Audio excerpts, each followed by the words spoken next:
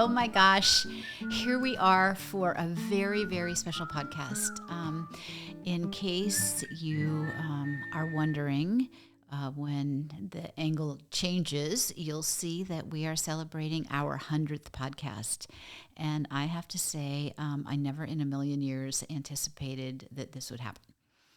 And it's all good. And my guest here today is a really special treat for me because he was here at the beginning of not just the podcast, but of Good Fat Life, Good Fat Company, the whole inception of the idea and the dream. And before I introduced my very special guest, I just want to mention that if you like what you hear and want to learn more, go to goodfatlife.com and check out our magazine. It's digital and in print. And our workshops, what we've got going on. So that said, I would like to introduce Mr. Terry Duperon. So, hey, Terry, welcome. Hey, Sherri. Congratulations on your 100th podcast. Oh my gosh! But without you, we wouldn't even be sitting here having this conversation. I know, it's so funny because thinking back, when you started to have these ideas about it, doing this magazine, and then now your 100th podcast, right? Which is pretty in our bohemic fourth year, in a way. 100 podcasts, that's pretty cool. Well, and 100, in 4 years of magazines, and we've got workshops that we're doing now, and I think we'll start doing some retreats next year. But it goes back farther. It's not the magazine or the podcast. It was the snack. Yeah. Right? So, let's just give our listeners, a quick recap of what happened. Yeah, so this was about 6 or 7 years ago now. Yeah. That we had another partner, Dr. Darren, and him and I were talking, and he was actually my holistic doctor, and I brought him a different bar. I actually was selling a different bar, and he said, "No, I don't want this." I was really surprised because it was a good bar, but I didn't understand the macros really at that time. And he said, "Oh no," he said, "this is what I want in a bar. I want low carbs. I don't want any sugar, and I want high fat." So we just said, well, I said, then let's make one. And it wasn't just high fat, it was excellent quality high fat, yes. Right? A really good fat. Yeah. Hence the name Good Fat, right? Exactly. Right. So that's where it started. And then you and I were friends for, 2 or 3 years, maybe before that. And I said, Sherri has to be part of this. Right. From the business standpoint. From the business standpoint. Right. Yeah. Right. And so it was a snack. It was really started as a snack because it was just so hard. You just can't carry an avocado around in your bag, right? Yeah. Of getting a good fat snack. And Terry and I, we looked at thousands and thousands of snack bars. We looked at a lot of bars. Everywhere we went, we were looking at snack bars. We were reading labels and right. And so, but one of the things where Good Fat, the magazine came, is that we found that, and I'll speak for myself, it's like there was so much I didn't know, and I found that the people that we worked with just didn't know either about Good Fat, right? Yeah. And so there was a lot of misinformation and a lot of people just wanting to know more. Especially at that time, too, when you said good fat, people would actually chuckle.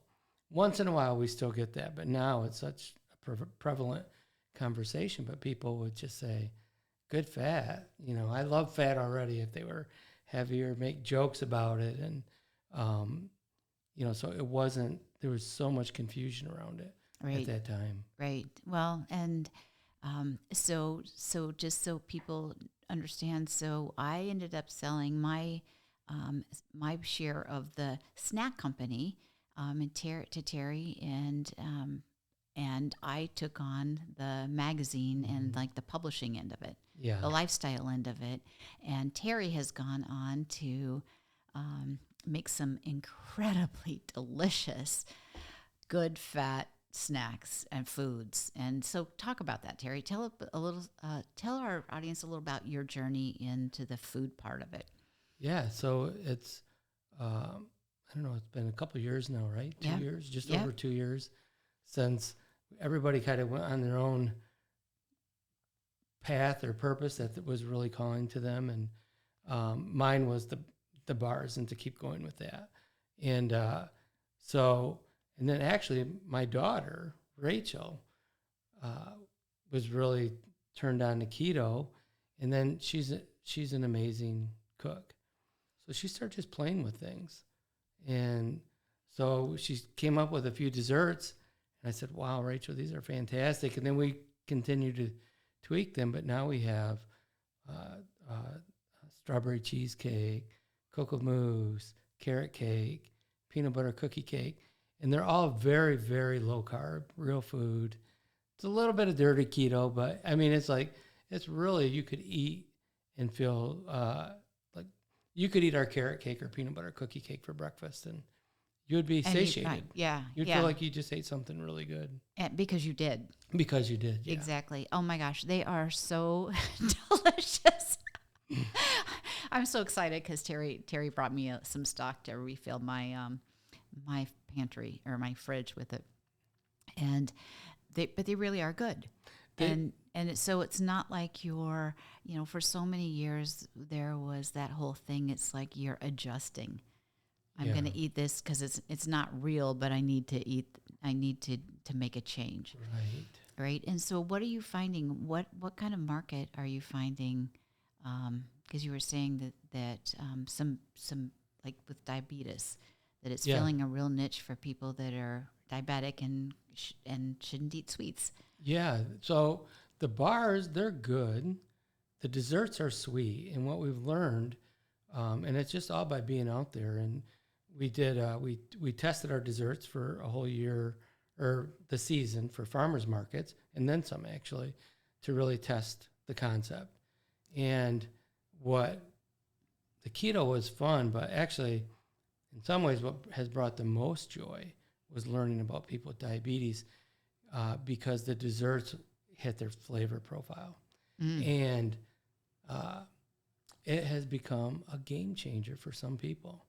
Like, they just could not eat anything that tasted this good.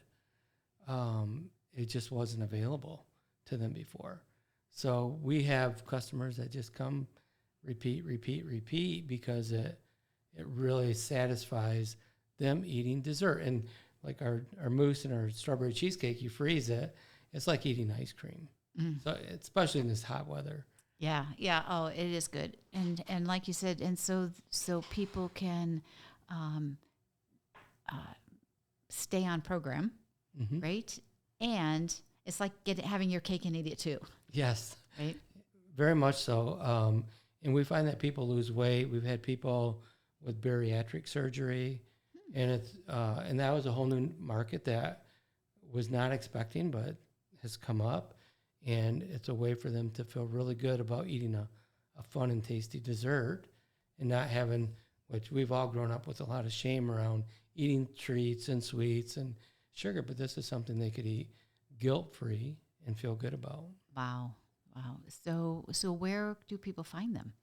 Right now, online. Eventually, this fall, we're going to start pursuing some brick and mortar retail. Okay. We've had some preliminary conversations. We're updating our labels and doing some things to help ensure success there with, people seeing the product and recognizing it.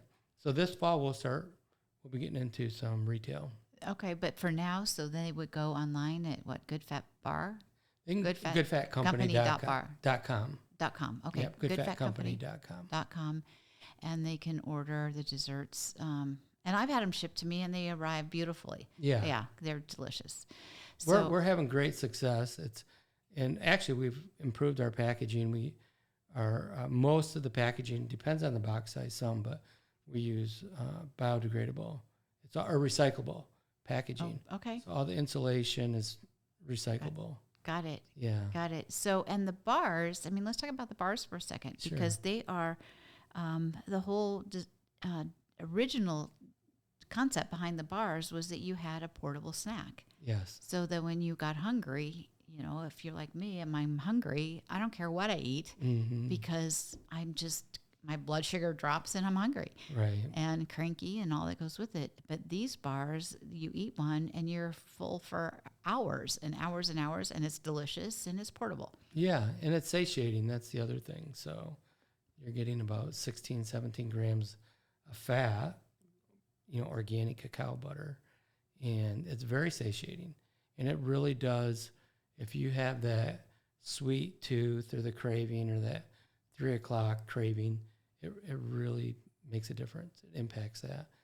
Right. Well, and then the ones with the nuts in them, there's a sweet, salty. Yeah. Yeah. Right. So Yeah. that takes care of that too. Yeah. Well, good. So what's been kind of, this is one of those things where stories where neither of us had this idea that we were going to be involved with the Good Fat Company, right? It was one of those things where a gap was identified, and it's like, wow, we could step into that gap and fill that. Yeah. And here we are, like 6 or 7 years later. Yeah. Right? Yeah, and we're finding new gaps too. New places where there's a need that we fit very well. Well, and I had no idea when we started it the role that good fat played in overall health and well-being. It's shocking, actually, really shocking. And I had no idea either, until, we're doing our own research because we want to prove our point or however you want to express it. So that to say, look, there's real case studies, there's data here that supports this whole conversation around good fat. And now it's everywhere. Any doctor, for the most part, will tell you. Will tell you. Even, you'll hear it all over the place now. So I don't know if I told you I'm doing my PhD around good fat. No, you didn't tell me that. I am. Wow. And it's kind of like that's fascinating. But part of it is, it's like our brains will stay as youthful as we use them. Right. And eating good fat is one of the real big important things for brain health. Yeah. And so, and using your brain is another good thing for brain health. So it's kind of like a win-win. That's really, yeah. I really want to see what you come up with that. Yeah.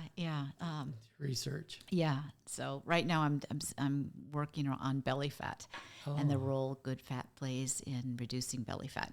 It's interesting. I have, actually, Dr. Mark Hyman.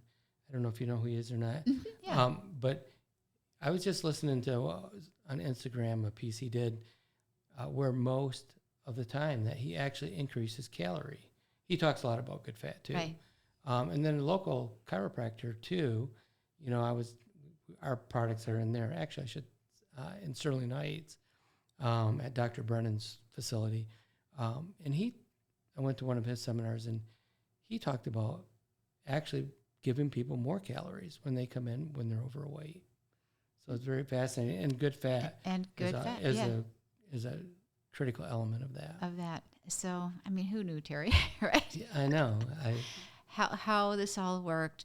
Well, one of the things that I always like to ask, is there anything that you would like to share with our readers that you've found is, something that they can just take away and start doing differently today?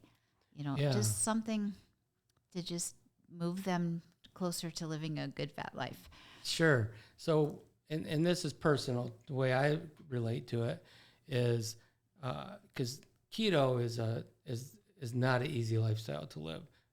People usually are, they live a somewhat keto lifestyle. But what I have found for my own life, and I've heard from a lot of people, getting the carbs down, so you're not eating high carb processed food, sugar, getting rid of which is a hard thing to say, but especially as I get older, when I eat sugar, I feel it immediately. It really hurts my body. And then greens. And I know this isn't everybody's body type, but the more greens I eat, the more satiated I feel. Then when I'm eating good fat, I feel very content.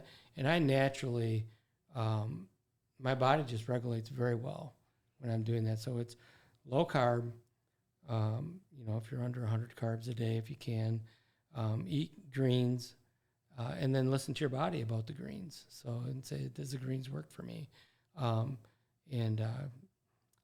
It's the hardest thing to do for most people is getting away from the sugar, that is But if you can start just cutting down on all of it and Yeah. just making that lifestyle change of lower fat and more greens, if you just did that, Lower sugar. Or I'm Lower sorry, thank sugar, you. Yeah, right. thank you. Eat good fat. Eat good fat, Lower sugar. Yep. greens, Yep. and lower your sugar. You'll notice even the sugar cravings will really start to dissipate. Well, and then when you have those cravings or you want to eat some sugar, you've got some options, right? 100%, we do. Yeah, with good fat, the good fat companies, delicious desserts. Yeah, we're really excited about our desserts, and we're looking at expanding our product line. We don't have a vegan yet, but we're gonna have a vegan dessert too, because we've been getting a lot of requests for people For vegan, okay. for vegan. Yeah. Okay, all right. Well, on that happy note, I just want to do a shout out for Hands on Health, our favorite chiropractors and their office. They do an amazing job, and I just can't imagine not having Dr. Rushford and his team as part of my self-care team, Yeah. right? And I know you love chiropractic care as well. It's just Big time. it's essential. And to your point, when I'm not eating, if I'm eating sugar or I'm eating, my body aches more. I have to go in and I'm just mindful that my body hurts. And so I'm so grateful that I have care available with Dr. Rushford and Hands on Health. So thank you. So on that happy note, thank you so much for being here. Than't you, Sherri. I And really appreciate it, especially on the 100th. On the 100th, I 100th couldn't think of felt anybody. honored. I more wanted to share this milestone because, like I said, I never in a million years thought that I would be doing a podcast and all that went with it. But I can't believe over 100 people that we've met and connected with that are really doing phenomenal things and really, really care about their community, their society, their fellow neighbor, right? Yes. And supporting us all living our good fat life. Yes. So thank you so All right. much. Thank you, Sherri.